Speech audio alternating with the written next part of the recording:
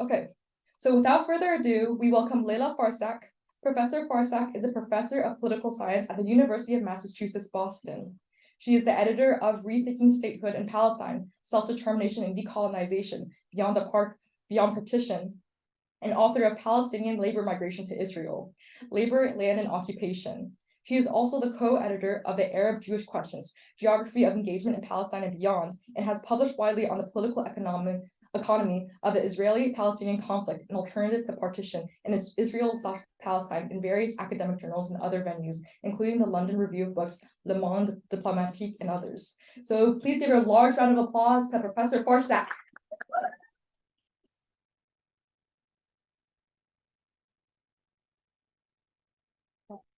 Thank you very much. Thanks for all those who are here. Thanks for the incredible student organizing. I know these are very difficult times, very challenging times, very testing times. And I am very pleased to see so many of you wanting to know about the origin of the conflict and how did we get here. Now, if I'm going to give a quick history how we got here, I probably will need 2 weeks. I'm not going to do that today, don't worry. But given that we are at MIT, I think what I will try to do is try to a little bit understand and go with you over why are we here today and why we are seeing this level of violence that many Israeli scholars have described as genocidal violence. I would start by saying that the violence we're seeing today in Gaza, and Susanna mentioned some of the numbers, 11,000 people killed. We have 2,500 people under the rebel. 40% of all those being killed are children. 1.5 million Palestinians have been displaced. This is the largest number since the Nakba, since the creation of the State of Israel in 1948, when 750,000 people were expelled from their home. And at the same time, we're finding a violence that we cannot understand why nobody is stopping it. The number of people killed now in Gaza is larger than the number of people killed in Srebrenica. In Bosnia in 1996, it's as large as the number of people killed. It's larger actually than the people killed in Mariupol in Ukraine last year. And it's baffling that nobody's able to push for a pause, let alone a ceasefire. But I think the first starting point to try to understand this incredible violence is to see it as, unfortunately, it's part and parcel of any settler colonial project, whose essence is the elimination of the natives, as Patrick Wolf has explained.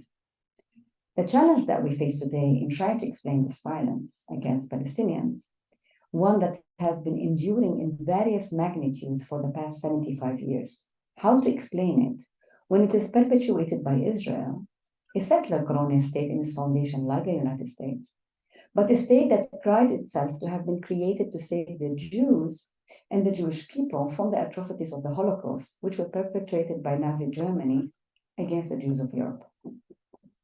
What baffles and petrifies many people is how a state that was created to be a safe haven for the Jewish people can be violated in such horrendous way as what happened on October the 7th, and at the same time think that it can be safe by its violence and negation of another group, the Palestinians, those who lived in the land before Zionists created the State of Israel, and who are still living on this land after Israel was created in 1948, after Israel won the war of 1967, and after signing the peace with the Palestinians in 1993 that has been gone to shambles and is the cause for the latest violence. In other words, it's a difficult question to answer, and I will not pretend that I will answer it today so quickly. The answer of what is the logic, Israel's logical thinking behind its unrestrained violence against the Palestinians as we see in Gaza today. Apart from saying that it's part and parcel of every settler colonial fear of extinction and its determination to eliminate the natives whose presence is perceived as representing of its own negation. A negation Hamas had no qualms about reiterating, but which the PLO and the Palestinian authorities for the past 35 years have made it clear that they reject. The Palestinians have accepted the presence of Israel and the right of Israel to exist already in 1988. Tomorrow will be actually the 45th anniversary of, I'm getting it right? Yes, no, 35th anniversary of the PLO renunciation of terrorism, recognition of the State of Israel, and the declaration of independence, which meant that the Palestinians accept the existence of Israel, accept the existence of the Israeli people, and want to create a state on the West Bank and Gaza. Okay, so what I will try to do is explain how we came to this situation today. Is a war that is a continuation of the 100 Years War on Palestine, as Rashid Khalidi, the Palestinian historian, has wrote in his latest book. What I will try to do is look with you what were the manifestation of this settler colonial system, and what is peculiar about the Israeli settler colonialism. Because, as you know, many Israelis refuse to define themselves as settler colonial, although many Israeli scholars and the founders of Israel had no qualms to say that Israel's foundation were colonial. It was created as a settler colonial state in order to be a safe haven for all the Jews. So we have this contradiction that you're going to hear over and over again, but we need to understand it. And actually, it's not a contradiction. Okay. So the first question we are going to be faced with is, when do we start? Where do we start? Many today would say that and as Israel in particular says, that we need to start on October 7th with the brutal attack of Hamas on Israeli civilians that killed 1,200 Israelis, 300 of which were soldiers, and kidnapped 240 civilians. Others would say, no, you need to start with the siege on Gaza, which has been imposed in 2006, a siege that has lasted for 16 years, depriving the 2.3 million Palestinians in the Gaza Strip of water and electricity for more than 12 hours a day, and having them to live unemployment rates of over 47% for 16 years, and poverty rate of over 80%. Others will still argue, no, you have to go to biblical time because of God's promise to the Jewish people as in the Torah. And you can go on and on and on. I'll make it simple, don't worry. We don't have much time to go into all this, but I will start actually with what a very important Israeli political scientist and political theorist, Shlomo Aveneri, chose to start in a very important book he wrote in 1981 called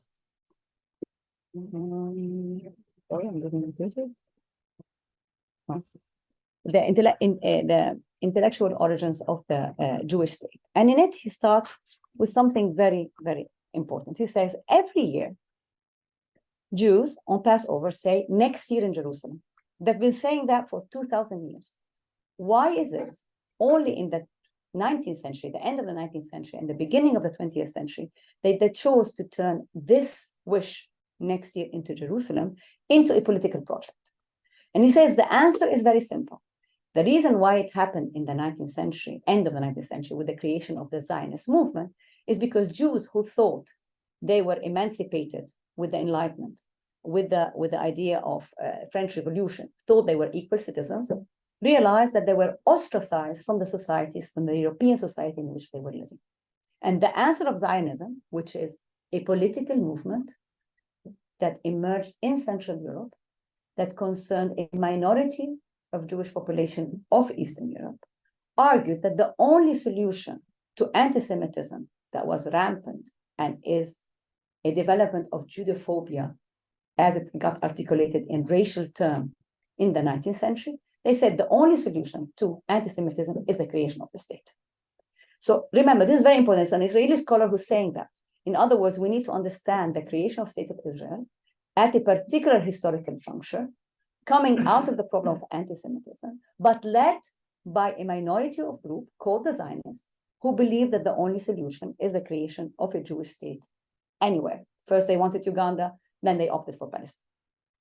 But it's important to remember that between 1897, when the Zionist movement started and declared this is the mission to create a Jewish state for the Jewish people, and they were a minority, the majority of Jews in Europe thought this was a crazy idea.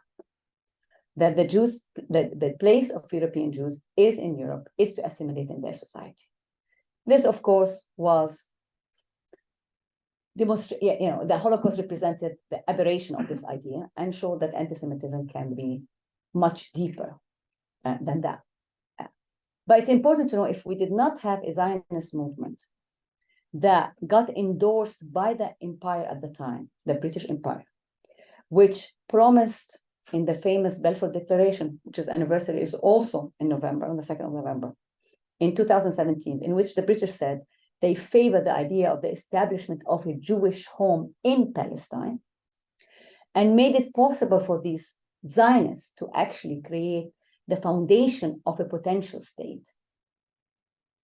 It would not have been possible to become a state after the Holocaust. Okay, so bear that in mind. What is important though, okay, we have a problem, the Holocaust happened, and it gave an incredible impetus to the idea of a Jewish state.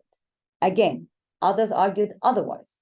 Others argued the solution is not that we go and create a state, the solution is that we stay where we are and push for a democratic and equal society for all inhabitants. And this includes people like Hannah Arendt, a very important Jewish Zionist writer, okay, and many, Judah Magnus, who is the founder of the Hebrew University, and an important thinker. He used to say the Jewish people do not need a state to exist. They existed before the state, they exist after the state. The Jewish population, we need to live with everybody in equality. But this is not the idea that one. What now we care about, because how are we going to solve this problem? I'm going to take you to the decision of the United Nations to look into this problem in 1947. In 1947, the United Nations sent a delegation of 11 judges in a committee called the ONSCO to go and look and talk with Palestinians, Arabs, Jewish Zionists to see how we're going to solve the problem of two people claiming a right to this land of Palestine. And they came up with the idea, 3 of them came with the idea you should create a binational state, that it's impossible to divide this land of Palestine in 47, because in 1947, only 1/3 of the population were Jewish. And they were dispersed everywhere. They were not concentrated in certain areas. The majority in that committee of 11 judges said, no, it doesn't work. They don't like each other. They don't stand each other. The only solution is 2 states. And we come up with the famous UN resolution 181, which is the map on your, it's my right, it's your left. Okay. My husband always complains that I can't distinguish my right from my left. I have to look at my watch. Okay. So on your left, okay. This is the partition plan. The partition plan was voted also in November, on the 29th of November, 1947, in which said the only solution for these 2 people claiming a claim over this land is the creation of 2 states, an Arab state on 46% of the land, although the Arab population was the majority, was 2/3 of the population, and a Jewish state in the blue part, okay, on 56% of the land, because this Jewish state also needs to absorb the migrants that are escaping Europe, okay? And Jerusalem will be corpus separatum. This UN resolution 181 is very important because it still remains, it is what provided the international consensus of the time of what is the solution to Palestine, what is the solution to Zionism and Palestinian nationalism and Arab nationalism, is the creation of 2 states. Israel accepted it, or the Zionist movement accepted it, and Israel's creation, its essence of legitimacy comes from the UN resolution 181. The Palestinians and the Arabs rejected it because for them it was unfair. Like, why are they taking the majority of the land? And why should the Palestinian pay for the anti-Semitism of Europe and for the Holocaust? Okay, this gets lost today, but it's very important. They said, yeah, we want to live with the Jewish community, but why in 2 states? The war erupts on May 15th, and what we have is what, by the time the war stops, you see the map on your right. Israel did not remain within the boundaries that UN partition plan gave it. In other words, within the 56%, Israel took 78% of historic Palestine. And Israel was also in violation of something else. UN partition plan said, you create 2 states, a Jewish state and Arab state, but you cannot force people to move from one to the other. So Arabs who are in the Jewish state, who want to remain in the Jewish state, have a right to stay in the Arab state. And Jews who are in the Arab state and want to stay in the Arab state have to right. You have to treat them equally. You cannot expel people. But what Israel did in the war, it actually expelled 750,000 Palestinians and destroyed 450 Palestinian towns and villages. And these are numbers from Israeli sources. These are numbers also from Israeli historians who are quite Zionist. On this map, you see everything that is dark purple, where all the Palestinian community, and they were and all the black dots were the Palestinian towns, all those were destroyed, and the Palestinians were displaced. They became refugees. Many of them along the coast went into Gaza, and you see how much also Gaza shrank in size. Yeah, Gaza today is only 140 square kilometers, a square mile. Okay, so the majority of the 2.3 million Palestinians today in Gaza are descendants of the people who came along the coast and also around the center of Palestine, historic Palestine. Okay, so in other words, the conflict between Israeli and Palestinians were always about land. Who owns the land, but not only about land, and who has rights. And what right? Do we talk about equal rights or no rights? Okay. Fast forward, we move to another map, which is the 1967 one. Here is the 1967. Israel in 6 days conquers the West Bank, Gaza, Sinai, and Golan Heights. And of course, you get another UN resolution. But this time you get a UN Security Council resolution. But I forgot a resolution before that. I forgot a very important UN resolution, which is UN Resolution 194, supported by the United States in December 1948, which said, you cannot displace people from their land, and refugees have the right to go back to their land. You have to give them, they have a right of return, compensation, or restitution. Okay? This is a resolution voted by the United States. And again, in line with UN Resolution 181, you can create whatever state you want, but you cannot expel those who are in them. Israel's argument at the time was, I want to create a Jewish state. It means I have to be a majority. And I was not a majority in 1947. And the only way how I can become a majority is by expelling the majority of the population, which is did. And within the boundary of Israel, before 1967, the Palestinians who remained were under military control for 19 years. And they remained within 17 to 20% of the population. So let's go to 1967. 1967, Israel conquers the West Bank and Gaza, and Golan Heights and Sinai. And then we have another UN resolution, but this time a UN Security Council resolution, which is very important, UN Resolution 242.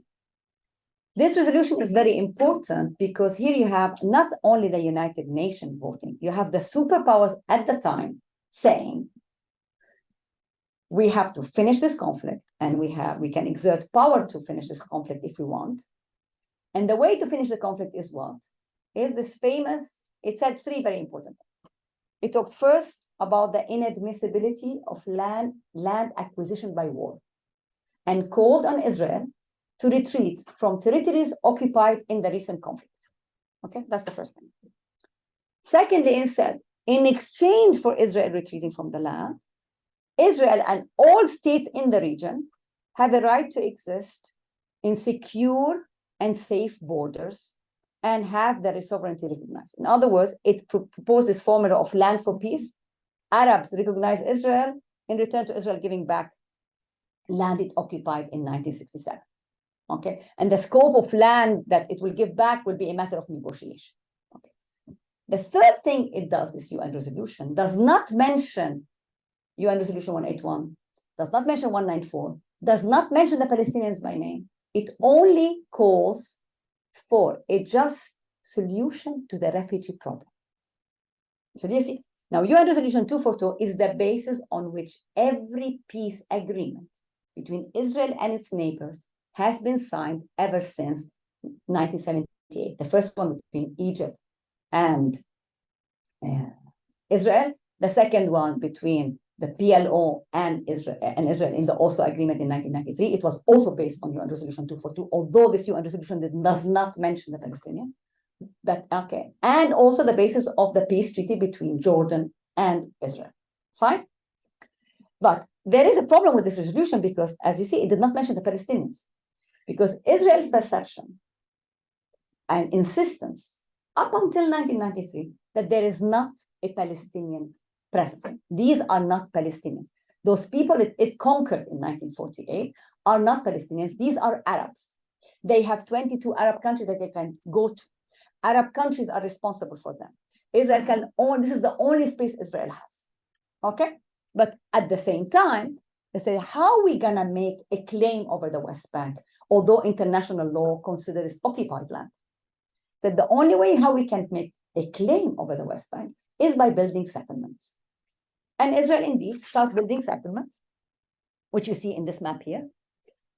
Every black dot is settlements before 1993, before the peace process between Palestinians and the Israelis in Oslo. And every red dot is those built after the peace process. Okay? Now we come to the peace process. Because I'm cognizant of time, yeah. The peace process is made of two agreements. One is called Declaration of Principle, one is called Interim Agreement. You don't need to know the details, but you need to know about them. And it has been with us for 30 years. These had two very important principles. The Oslo agreement was not about ending the conflict between Palestinians and Israelis. It was about finding a way to get used to living with each other in order to find a peace solution eventually. I hope this is not too confusing. But what it did two things. It provided the first ever official Zionist recognition of the Palestinian people. This is major because up until then, Israel insisted that no Palestinian. With the Declaration of Principle, they accepted that there are something called Palestinian people, that the PLO represents them, that they have to have elections. And in the word of the Prime Minister of the time, Rabin, in his speech at the White House lawn 30 years ago, he made a very famous speech and he said, we and the Palestinians are destined to live on this land together. So that's the first very important thing about Oslo. The second element is how are we going to live together, right? And Palestinians understood how we live together is by building two states. Palestinians have a state, Israel has its own state. Israel understood it, no, it's a way by dissolving the Palestinian question by recognizing them. And how do we dissolve the Palestinian question? By building more settlements, by creating an apartheid reality, by making them want to leave, by prioritizing Israeli security over Palestinian land. And how did Israel do that? It did it territorially, legally, socially, and economically. It basically created an apartheid reality, although Israel never wanted to create an apartheid. I emphasize that. Because Israel always wanted the land without the people. The problem is the people remained on the land. And although the majority left in 1948, the rest stayed.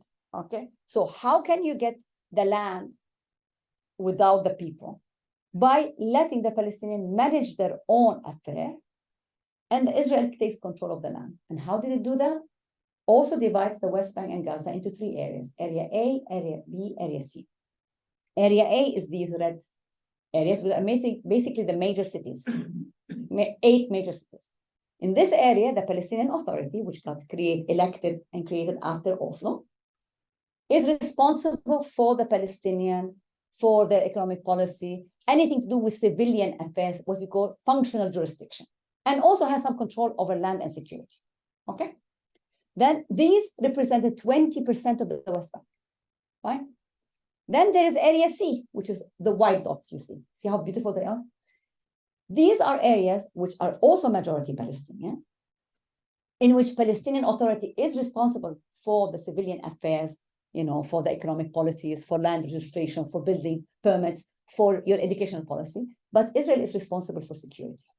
Now, Area A and Area B together represents 42% of the West Bank and 60% of Gaza, okay? And then there's Area C, which is all the white you see here, where Israel has direct control over the land, the people, okay?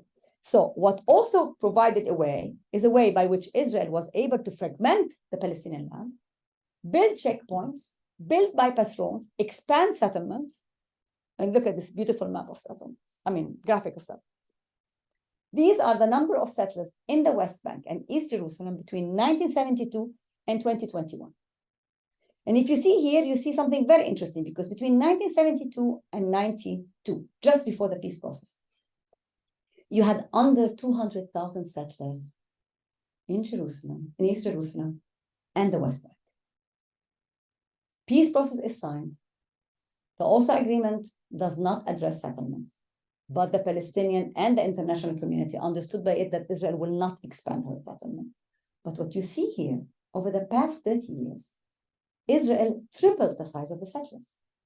We moved from under 200,000 to 730 settlers today. In other words, in 30 years, Israel moved 500,000 Israeli settlers, which according to international law are illegal, into the West Bank and Israel. These plus this beautiful map of how Israel is going to finalize and deal with the Palestinians after the Second Intifada when they rebelled against Israel. We have the settlements, which are all these red blue dots. You see how they are all dispersed along the West Bank, inside the West Bank, among Palestinian territories. Israel built the wall, started building the wall, 703 kilometers wall that once completed will incorporate up to 10% of the West Bank into Israel. And you see it goes inside the green line, inside the line of 1967, not along it. Israel also built, that's how it will be look like. These gray areas is how the settlements are being connected and need to be connected together. The white areas is what Israel does not want to be taken care of, which are the Palestinians. So the yellow parts are where Palestinians are living. And the white parts are the area that Israel will never give up, which are the areas where all the settlements are. Do you see? All the blue dots are connected with the white dots, right? And how do you connect them together? By building roads. So the red roads are the roads that Palestinians are allowed to use. And they connect the north of the West Bank to the south of the West Bank. The blue roads are the bypass roads, are the roads that connect Israel. Only Israelis can use. They connect Israeli settlements with one another, and they connect them into Israel. And how you protect the bypass road? You build this yellow, you see this yellow dots? These are the checkpoints, areas out of which Palestinians cannot go in or out without the permission of the Israelis. So de facto, you created a Bantustan. And what do you do with Gaza? You get fed up with Gaza, and Israel decided in 2005 that it unilaterally disengages from Gaza.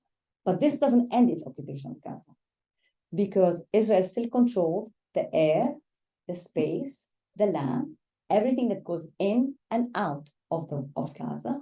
And as I explained, since 2006, it has been under siege by Israel, with poverty rates of over 80%, unemployment of 47%, electricity for 12%. And it witnessed also, don't forget, 4 wars. Israel launched a war against Gaza in 2008, 2009. Then there is 2012, then there is 2014, then there is 2021. Over the past 16 years, 6,000 Palestinians were killed in the Gaza Strip and 300 Israelis. So this reality we are in explains why partly Hamas chose to do this atrocious attack on October 7th as a way to shake this system, this Bantustan, this apartheid reality that tried to turn Gaza into a humanitarian crisis and a humanitarian problem. And Hamas was trying to say, no, we Gazan are part of the Palestinian people. We Gazan, or we Hamas, we represent the Palestinian people better than the Palestinian Authority that had complied with Israel, but got nothing but more settlement, more displacement, more killing, okay? And basically saying that what Palestinians want is freedom, not being forgotten or thinking that this apartheid system can work with it for Israel. Actually, it wanted to show that it's also very costly for Israel. So how do we go from there? Now we are in a, seems like an extermination war. It's very scary. It's petrifying for everybody. It's petrifying to the Israelis, it's petrifying to the Palestinians. It's having some existential element because it is showing that Palestinians still want their freedom and cannot accept being subjugated the way they have been over the past at least 16 years in Gaza. But also it also petrified the Israelis because they realized that the two-state solution that some of them believed in has been destroyed. Netanyahu bears direct responsibility and the far right for the destruction of the two-state solution, because basically Israel used the Oslo process to destroy the two-state solution, not to make it sustainable. And if you destroy the two-state solution, what are you left with? Israel now is in control of the land from the river to the sea. And over this land, there are 14 million people living. 7 of them are Israeli Jews who have rights, equality, and up until the 7th of October were safe. And another 7 million Palestinians, 2 million of them living inside Israel as citizens of Israel, 2.3 million of them living in the West Bank, in Bantustans, but with some economic security, and another 2.3 million of them living in Gaza under poverty. Okay? How will you solve this problem moving forward? That's what we are being faced with. And it is history in the making. I will not propose that I have a solution. I will stop at this point because I want to take your questions. But I hope this provided you a good history to understand how we came to this point. Thank you very much.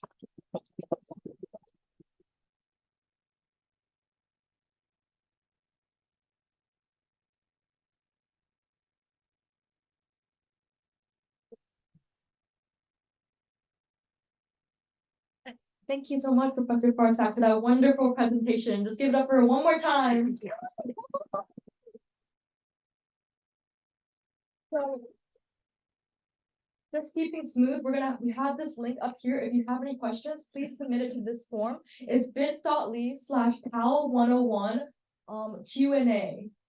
So we have currently a couple of questions. I'm going to start with the first one I see from Daniel course 10. What happened in the 2 years between the photos that were shown in the beginning?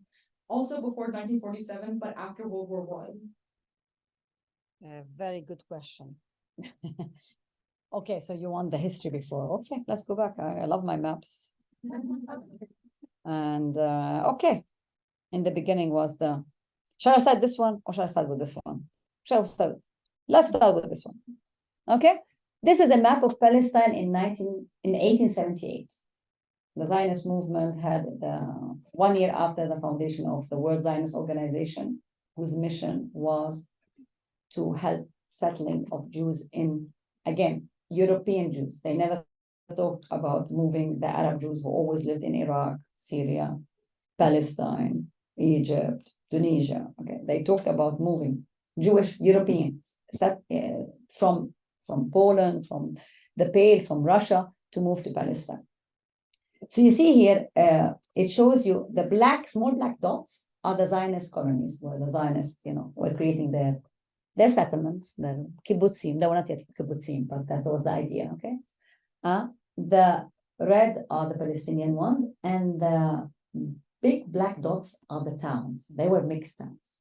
Palestine had always had a big Jewish community in Jerusalem. They were a majority, actually.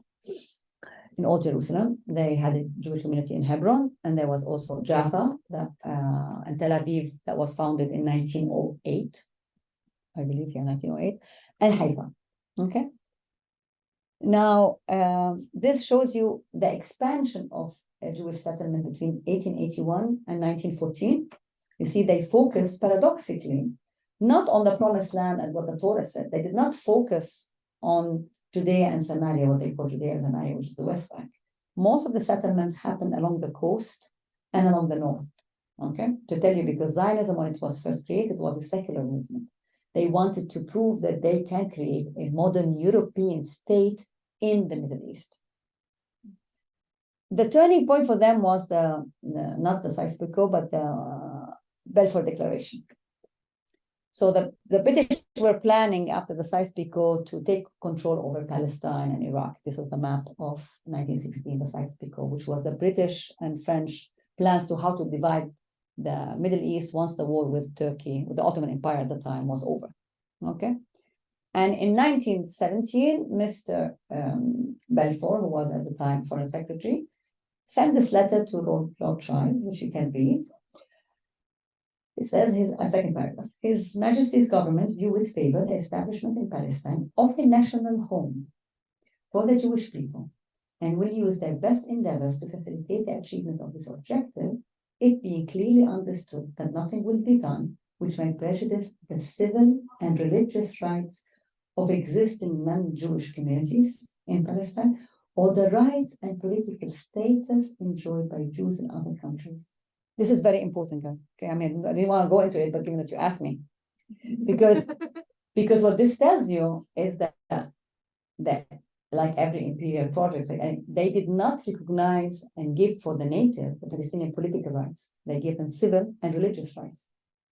They gave the Jewish community who want to be there political rights, but so also very much it emphasized that the creation of a national home. And what is a home? A home can be a state, a home can be a binational state, a home can be a community living in peace. It doesn't mean a state. I left it vague.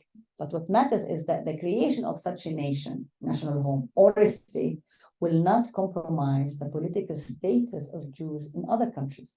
Because there were many people in Britain when this was introduced that were against this idea. I said, we don't want to enhance anti-Semitism by people telling us, go to Palestine, because I don't want to go to Palestine. I'm a British Jew, want to live in Britain. I am a French Jew, I want to stay in France, So that was a very important thing. What happens though, the Balfour Declaration is incorporated into the mandate, and then we have British rule over Palestine from 1918 to 1948. Okay, so 1948.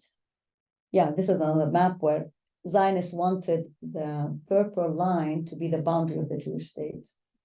And Britain told them very clearly in 1921, it was Herzl, no, what we meant by a Jewish home is Jewish home in Palestine, not all of Palestine, okay? And what we have in those 20 years, actually, it is shocking to think that it was only, actually 30 years, you're right. Because from 1918 to 1948, we're talking about 30 years. In those 30 years, the British government facilitated Jewish immigration. There were also Palestinian rebellion against this plan. There was the rebellion of 1921, 1929, 1936. But then by the first partition plan, which is the Peace Commission, and then you have this map of how Palestine looked like in 1947. This map shows you the land distribution, because the Zionists controlled only 7% of the land of Palestine by 1947. And you saw most of the land they had was in the Haifa area, in the Jaffa area, not in, and a little bit in Tiberias and Bisan. This one shows you the population concentration. So the majority of Jewish population was in Jaffa, a bit in Jerusalem, and in Haifa. In no place, with the exception of Jaffa, were the Jewish population a majority. This is why the partition plan said you cannot expel people. And also why the minority report recommended that with such a structure, you cannot create two clear states. The only way you can do it is they recommended a binational state. But as I explained, the Zionist movement was against it because Zionist movement, the majority of the Zionist movement wanted a Jewish state, a state with a majority of Jews, and this could only be done by expelling the native population. Yes. So the next question is from Sanju. What do you mean they are unilaterally disengaged from the land in reference to Gaza? What does that mean if they still have control of the land? What would it mean for them to completely give up control of the land? Very good question. What Israel did in 2005 with the redeployment, it basically said, I don't want to be in control of the day-to-day affairs of the Gazan people. There is no Palestinian partner because it was at war also with the Palestinian Authority. And what I'm going to do, you figure it out. I'm just gonna control the airspace, the access to the sea. Actually, Palestinians in Gaza were only allowed 5 nautical mile access to the sea and air. So what this means is that it's like a prison. You make out of it a big prison. You don't, and you let somebody else manage this prison, not you. You just make sure that nobody goes in and out without your permission. And Israel still has this control today. As you see, many people want to exit through Rafah, but they cannot exit through Rafah to Egypt without Israeli permission because of the priority of security concern. I have another microphone. I love this question. Thank you very much. Whoever asked it. How do you distinguish? Yeah, go ahead. Yeah. How do I you was distinguish? waiting for it. How do you distinguish between anti-Semitism and anti-Zionism? Excellent. I can't thank this person for asking this question because this is a big elephant in the room. How can we talk about it? There's a big distinction between anti-Semitism and anti-Zionism. Okay, so anti-Zionism means you are against the Zionists. Who are the Zionists? There are those people, Jews and non-Jews, who believe in the creation of a Jewish state in Palestine that expels the natives and sees no place for the natives in such a state. These are the Zionists, okay?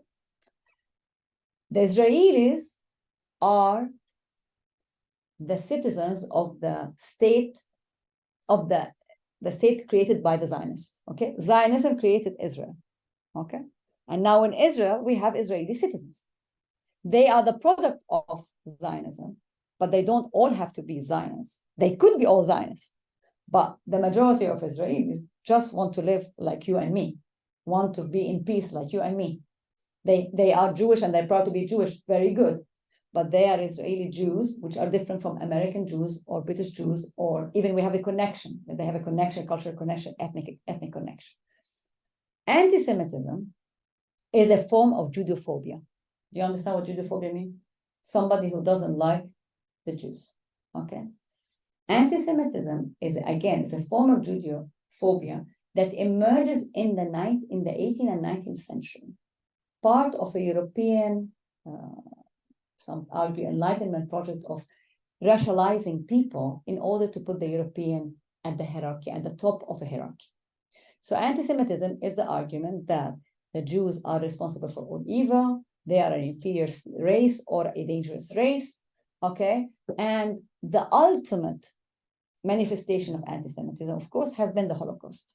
Okay? But again, anti-Semitism is a form of Judeophobia. And Judeophobia is like Islamophobia, is like anti-Blackness, is a form of rationalizing and rejecting the other because it doesn't look like me. Okay, so so we need to be aware that anti-Semitism is real, but anti-Semitism, what Israel tried to do and the Zionist project tried to do, and this is where we get the confusion, Israel has tried to argue, the state of Israel, here I'm distinguishing the state of Israel and the people of Israel. The state of Israel has argued that it has to be a Jewish state, the state of the Jewish people, and only Jews have a right to self-determination in this land. This is a law that was only produced in 2018. It was not in 1947, it was not in 67, it was not in 80, okay? They issued this law, it became a basic law in 2018, saying only Jews have a right to self-determination in the historic land of Israel. Israel has always tried to argue that it is the best defenders of the Jews everywhere. It tried to conflate the Jew, the Israeli, and the Zionists all together, but they are not. And today, when you're facing this accusation of anti-Semitism, when you're critiquing Israel, is a way by which the Zionist movement and the Israeli state is trying to criminalize Palestinian resistance, is trying to criminalize Palestinian history and negate it, and argue that they and the Jewish people are the same. This is something contested by many Jewish groups, by many Jewish people, because as Yehuda Magna said, again, the founder of the Hebrew University, the Jewish people don't need a Jewish state to exist. They existed before the state, they will exist after the state. They don't need a state, and not a state built on injustice. Many Zionists were, this idea of we want a home for us, okay? It was a very big debated issue. Do we do it at the expense of others, or do we do it with others? But so long as you prioritize an ethnic, religious, cultural community over others, you're going to create a problem. And Israel chose to camouflage and deny this problem is by saying any critique of Israel is a critique, is a form of anti-Semitism. And we need to be very careful of that. And we are careful by first reminding everybody that anti-Semitism is a form of racism. It exists, and it exists in Europe, in the West, being created by the West, that has not come to terms with its history of genocide in Europe and in the rest of the world because of its colonial lineage, and it has to address it. And the way Europe addresses and absolves it is not by accepting that the Palestinians paid a price for the anti-Semitism that Europe never dealt with. So you historicize anti-Semitism, you acknowledge that it's a form of racism, like every other form of racism, Islamophobia, anti-Blackness, anti-Asian, you name it, okay? And the answer to it is not exclusion. The answer to it is equality and inclusion. But for Israel right now, it's very scary, this, because its definition of itself has been shaken. What has been happened now is that this message that Israel has always said has proven to be not true. Okay, Israel cannot save its own citizens, let alone the Jews abroad. And to counter this attack by saying this is anti-Semitism, you're again conflating and trying to emphasize the necessity of a Zionist state. And Zionist state does not mean necessarily a state. Zionist state is always exclusionary. Israelis are people who are living over there and want to live in peace and security with everybody else. Yes. Yeah, I just want to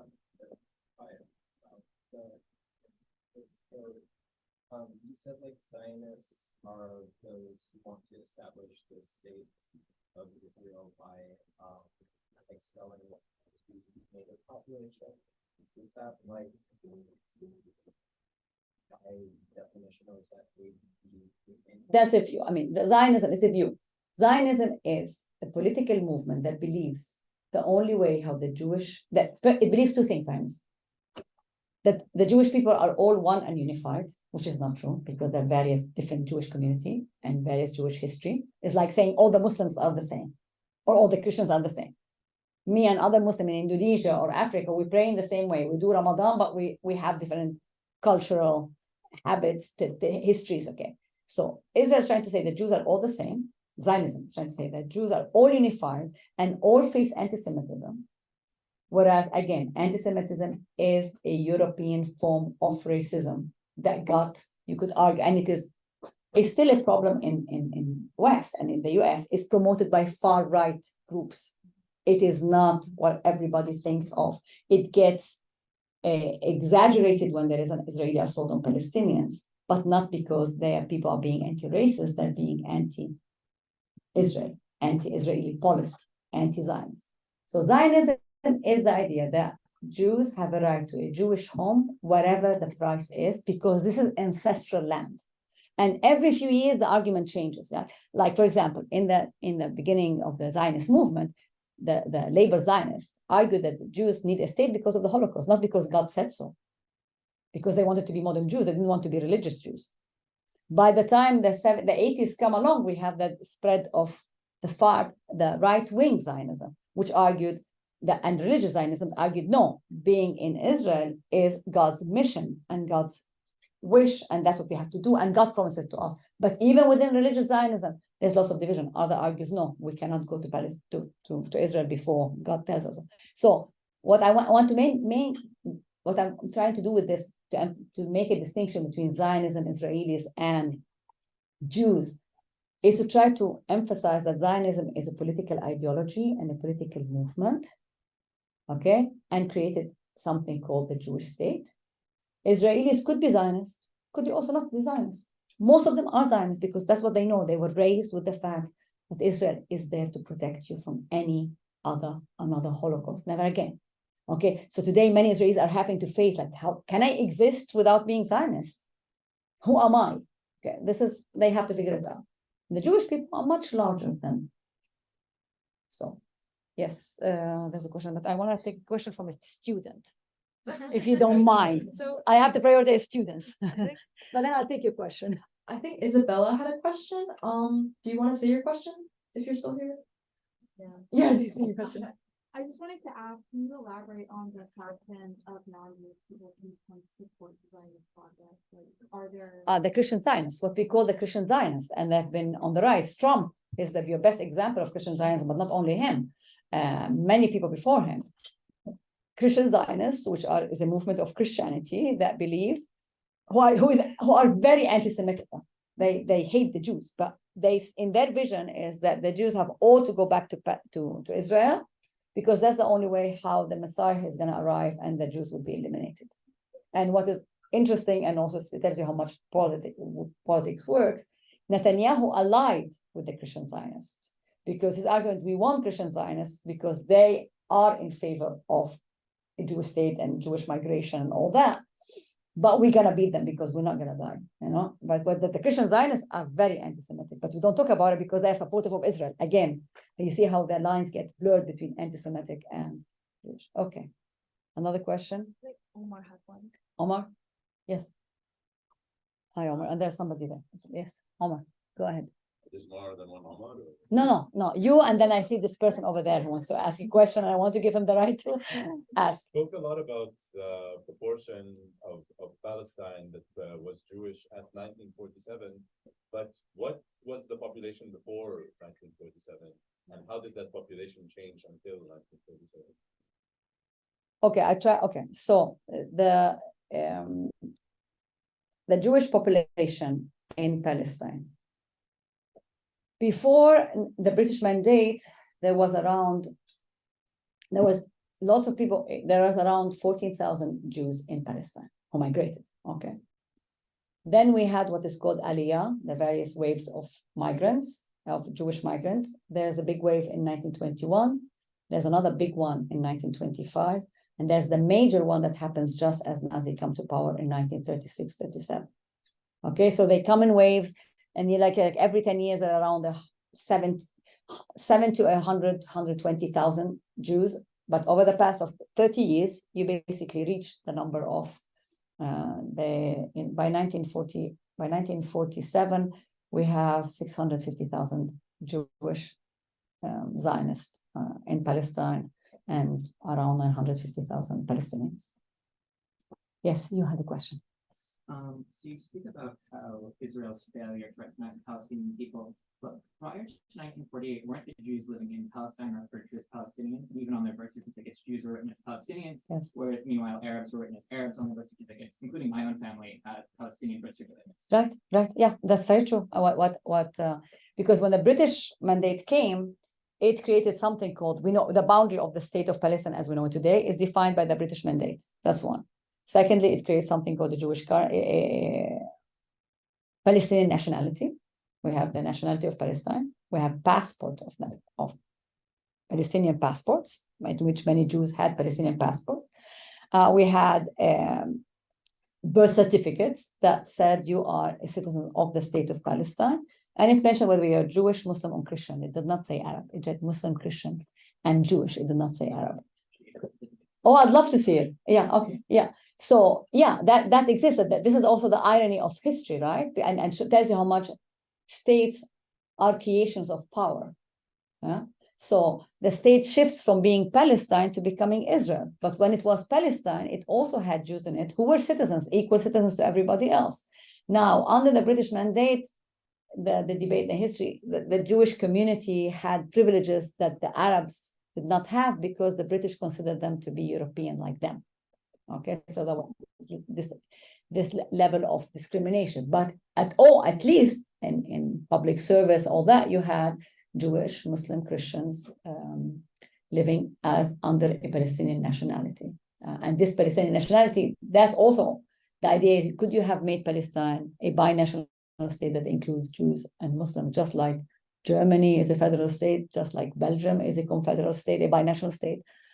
That the Zionists, the labor Zionists, was very much against. There was a French group, which is the Brit Shalom, or what they're called the humanist Zionists, who argued we should go for a binational state. But the Zionists, the labor Zionism, was against that because it argues that the Jews need a state of their own, and the Arabs who live in this land, called Palestine, have 22 Arab countries to go to. This is always the argument you hear over and over again. And the Palestinians said, no, we don't have 22 Arab countries. This is the land. Which is our land. And again, this land can hold everybody. I mean, it's much smaller than the United States, but there is space for everybody in it. People forget that. The problem is how you're going to convince the Israeli that they can be secure and equal to the Palestinians. That's the big challenge. This is why people opted for the two-state solution. And it's the tragedy. It's a tragedy of Israel that it destroyed that solution. Because now what is the alternative? And that what requires a new way of thinking, new way of examining yourself. Both Palestinians and Israelis are, not only Israelis, Palestinians also have to. And the Palestinian national movement has to address some fundamental questions. How are you going to tell the Israelis that you're going to live with them in peace and under what formula? So these are very challenging questions. Any other, yeah, so I can get your question now. I think you answered it in a way, because I was asking about the overlap between Zionism and anti-Semitism. Mhm. It looks like even before the Holocaust, there was some alliances between the Zionists and even Nazism, Yeah. on the premise that the Jews were of a different race and couldn't be European, and therefore they had to find their own space. So I wanted to, Yeah. Yeah, this idea that the Jews have to prove, if you read Herzl, the Jewish state, it's very clear there. I mean, Herzl says it very clearly. This is a colonial project. How we're going to go about it is through stages. What we need is international recognition of our right. And he says clearly, we're going to be a bastion of civilization amidst this sea of uneducated, under-civilized people. And it is in the interest of the West to support us. So this idea of we are going to be the image of Europe in the Middle East. And many authors, including Jewish or mainly Jewish or writers and Zionist writers, have written about that. Yeah, it's a way of proving that we are, the only way we can tell the Europeans who rejected us that we are equal to them is by creating a state which is like theirs. And if you hear Netanyahu emphasizes over and over again, we are civilized, the Palestinians are barbarian. We are Europe, we are Westerner, those are Oriental, terrorists. But towards 1948, by then the argument shifted to, I mean, the Holocaust had a very important role in giving that justification that we needed a safe haven. But what I want to say, it was not a uniform agreement. Many Holocaust survivors will tell you, or children of Holocaust survivors, many of them opted to not go to Israel. And this is not how we fight. And Hannah Arendt, I highly, highly recommend that you read her piece in 1942, in which she said the creation of Israel is neither revolutionary nor saving the Jews, is actually calamitous and actually cowardly, because it's a way of you running away from the problem rather than you addressing the problem of racism in where you are and fighting it from where you are. But okay, it's a big debate. But what matters, the essence is logics of states is different from logic of people. Okay, states want to have a logic of survival. Okay, and will do anything to survive, even if it's at the expense of its own people. And it's the role of the people to hold the state accountable. But what is important right now, for me, at least how I present it, is that Israel is responsible for its citizens. Israel is not responsible for all the Jewish people. Okay, many people think differently. That's fine. But de facto, on the paper, from a legal point of view, Israel is responsible for the security of citizens. How it chooses to protect its citizens, this is a question that Israelis have to address and resolve. And I think today they are faced with this very existential fear. How do we do that? And our role here in the US is to make sure, to be clear that we are against anti-Semitism and we protect every Jew, every friend of ours. But the point is that Israel and anti-Semitism are not one and the same. That's very important to emphasize, that Israel as a state is also responsible for its action. It did violation of international law. It oppressed Palestinians. It violated the Oslo peace process. It destroyed the peace process in the name of containing it. And now it needs to think of something else. But there's also a lot of responsibility on the Palestinians. But that's another part. There's one question from Daniel. Daniel, go ahead. I think there's a question from Daniel, course 10, if you want to say your question out loud, or if you're not here, I can say it. Okay. You said that the events of October 7th are often conflated with anti-Semitism, What I said is that event of October 7th were horrendous, okay? because, and also tragic on more than one level, because, okay, so again, explaining is not justifying. I want to emphasize that. Explaining is not justifying. Hamas did this attack on September 11 in order to shake the status quo and basically send a message to Israel and to the Arab world, because there was an attempt to have a normalization agreement between Saudi Arabia and so basically Hamas with this attack was basically telling the Arab states, you cannot go and make peace with with Israel at our expense and forgetting all about us.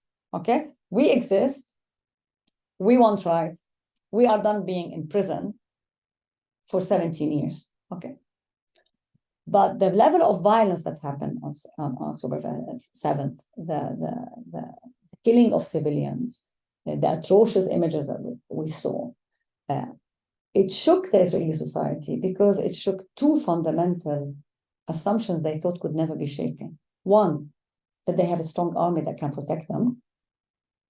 And two, that they are safe behind, because there's a big wall that separates them from the Palestinians.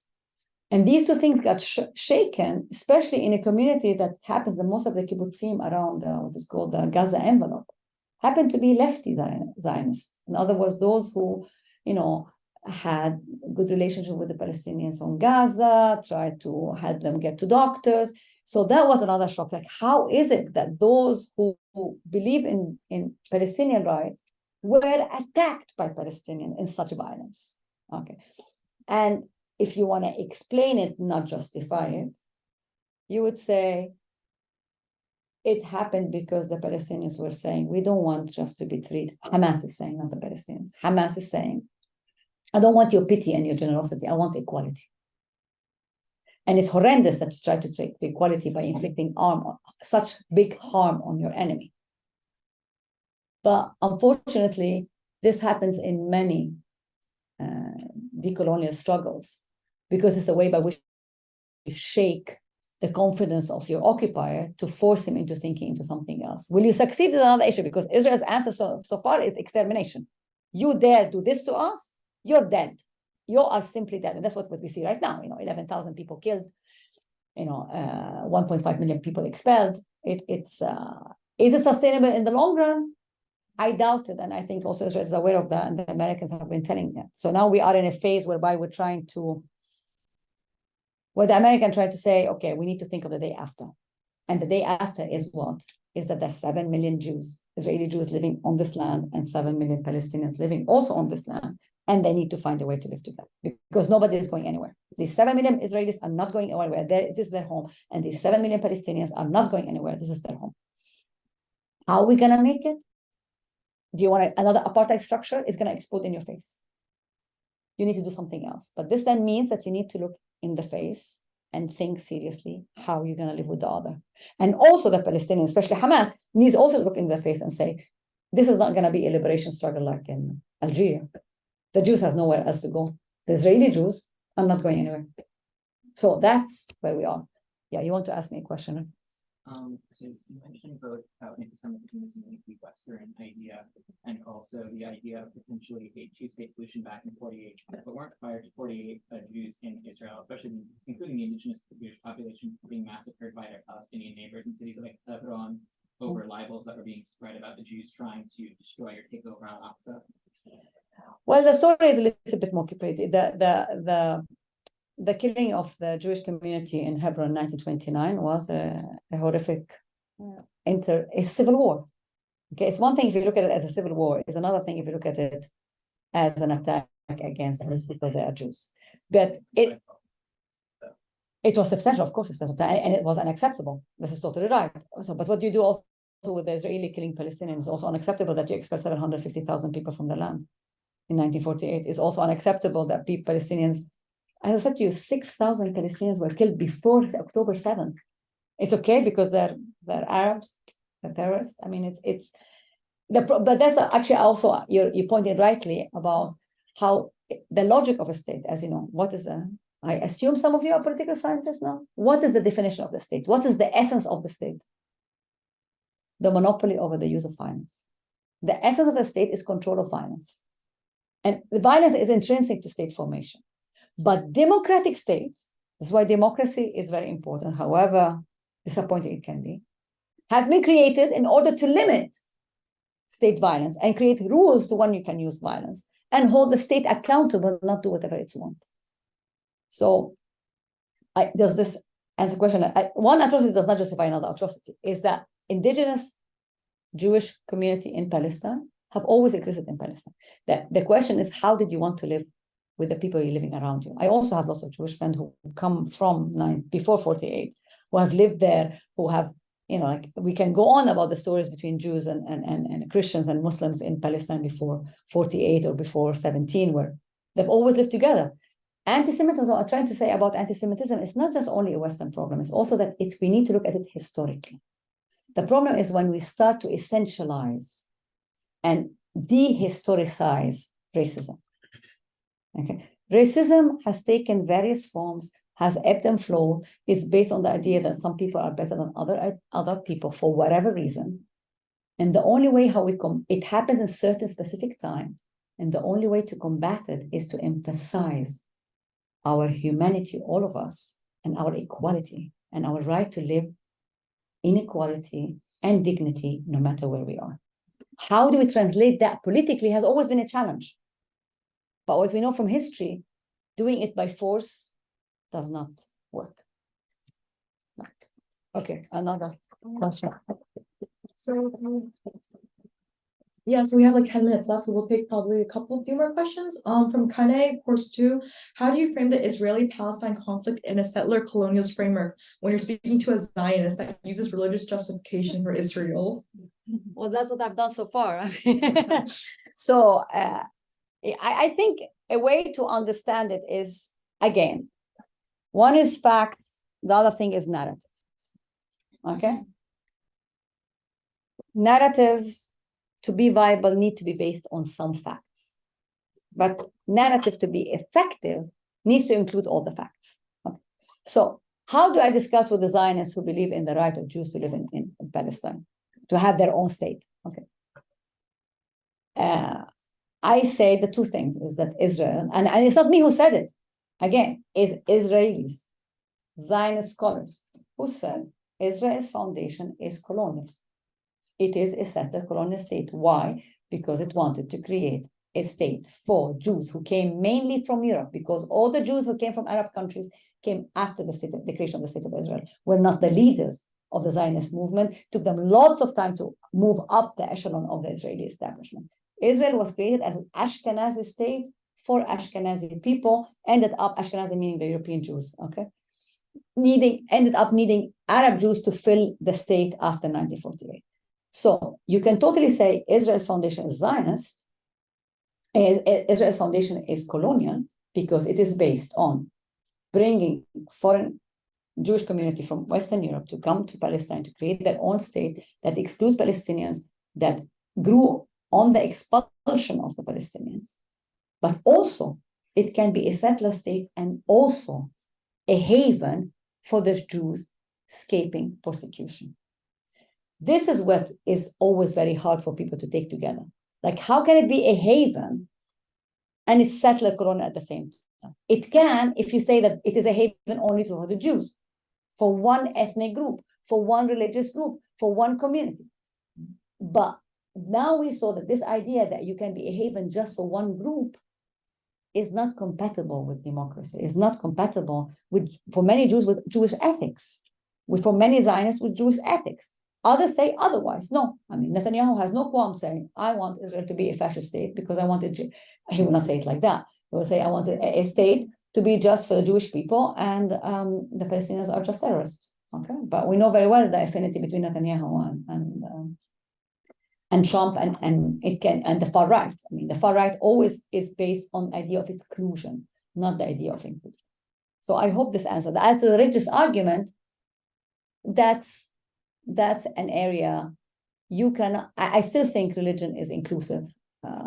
Even if you argue God promised me this land, yes, God promised you this land, but this doesn't mean that you have to expel those who already live on the land. Many Zionists will argue, and I met with them, like leaders of the settler movement, will tell you, I mean, yeah, we Jews are kind to people who live with us, okay? We are, so long as they obey our laws, they can live with us. But if your laws is based on domination, It's like saying in the old days that the slave owners or the Jim Crow, yeah, I mean, I have, the black can stay where they are so long as they're obedient, okay? And they got freedom after the Civil War. Why? But we are a superior race, or we have more rights, or you have lots of argument for saying why you have more rights. But if you go back to Jewish thinking, and I had to do a lot of it, and many Zionists as well, you find many trends which says that Judaism is about, that the essence of Judaism is humanity, not exclusion. And again, here we see, it depends how you use it. Okay, so I have a question over there. And then, yes, go ahead. Yes, thank you for an excellent presentation. Your skills as a political demographer and geographer came through very clearly. Thank you. My question is political. When you look at leadership in Israel, you look at leadership in Gaza, you look at leadership in the occupied territories of the West Bank, I have to say it's not the most encouraging picture. In fact, it's one of the most distressing that one can imagine. When you look back to Oslo, you look back to Pava, it seemed different. You give a cynical political scientist some reason for hope in terms of the demographic changes that we observe in Israel and the occupied territories in Gaza, and the characteristics of leadership, which at this time really lean very hard against any humane and decent settlement of the sort that you've been proposing. I couldn't agree more with you. Yes, there is a serious problem of leadership, but also because the leadership was not held accountable. And every leadership that is not held accountable is going to do things which are very bad for either people. Okay. So on the Palestinian side, you didn't have any elections since 2006. I don't like Hamas. Okay? But Hamas won the election. Hamas accepted, said is willing to accept Israel, has changed its charter to distinguish between Jews and Zionists, okay, has shown flexibility, okay, but it was labeled as terrorists by Israel, understandably, just as Israel labeled the PLO as terrorists for 20 years. People forget that. PLO was created in 1964, Arafat took over in 1968, between 1968 and 1993, it was terrorist. Okay? And then we made peace with it. I'm not saying this is happening with Hamas, but what I'm saying is leadership, it's a very big problem, but also on Israel has intended with all this territorial fragmentation to precisely fragment the Palestinian, not only geographically, not only demographically, but above all politically. And it worked. It seemed to have worked because on the one hand, you have a very complacent leadership with Hamas, with Israel in the West Bank. It didn't give the Palestinian much, given this map that you see. And you had an alternative in Gaza that, as we know today, Israel cynically was willing to contain because it suited it well, because they want to manage the affair of 2.3 million people. Without a space for debate, without a space for thinking strategically, without a space to review where are your mistakes, how are you going to go forward, what did you learn from the past, which something did happen in the PLO in the 1970s. It's something that did happen in Israel also in the 80, 90, but also what we see if you look politically at the history of how Israel has evolved since the peace process, it is actually quite alarming. I mean, this is not the problem of Netanyahu just, it's goes from the killing of Rabin to Netanyahu's government, then Barak, then Olmert. It shows, I mean, the Zionist movement and the Palestinian Peninsula movement are both in a crisis. And they have been in a crisis for the past 20 years. And for good or for worse maybe, Hamas attack has shook everybody, the Palestinian national movement, the Israeli national movement, the Zionist movement, and is forcing on people to think of alternative strategy and leadership. Now, will the leadership come from these people? No. Do I have hope in the new generation? Definitely. I mean, the new generation, from my discussion, both with my Israeli colleagues and friends, or with my Palestinian relatives and Palestinian colleagues back in the West Bank, Gaza, I see a new generation which is far less idealistic than the previous one, far less nationalistic in bombastic way, and far more focused and aware that the world is an integrated world, is that they want the freedom that everybody has, I worry about the fact that they don't know each other, because the past 30 years have been an attempt to ostracize Palestinians from Israelis. I mean, in the first 20 years of occupation, Palestinians and Israelis were much more in contact, even if they were not equal. Since Oslo, they became separated and see each other only as army or as terrorists, or invaders. So this needs to change. But I do have hope in the new generation, definitely. And I also have lots of hope in this generation. You kids, I mean, you're amazing in how you're organized, how you are wanting to know, to learn, to engage. If there's one lesson we learned from the past, is the importance of engaging, of being principled, of working together, and never forget our humanity. And actually, also there's a lesson I've learned over all these years: the importance to engage, to engage with the other's fear. And this requires lots of courage. And I don't expect it from all of you. But recognizing that your adversary, whoever is scared, it's a very generous act. It's a very generous act from the oppressed to recognize the humanity and the fear of the one who's oppressing him. But it's a way how you can push for a humanitarian, you can push for a dignified, respectful agenda and future for everybody. So you make sure that you engage.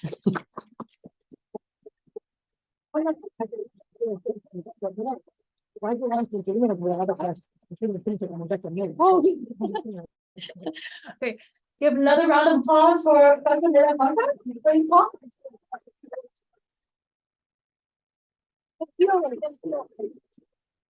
Thank you all. Honestly, thank you all. And I know these are very testing times. They are testing times because they are forcing each one of us to face our fear and face the fear of the other, and to embrace each other in our vulnerability and our fear, and not ostracize each other. And at times it's difficult because the other sometimes doesn't want to engage with you. It's just too angry. He just want to smash your head, want to silence you. And what you can do is you say, I understand. How can we heal together in a principled way? It doesn't need to happen now. I don't want to put too much on you, but have this in your focus as you move forward, and continue organizing, continue speaking truth to power, continue getting help as much as you need, and don't forget your humanity and the humanity of those around you.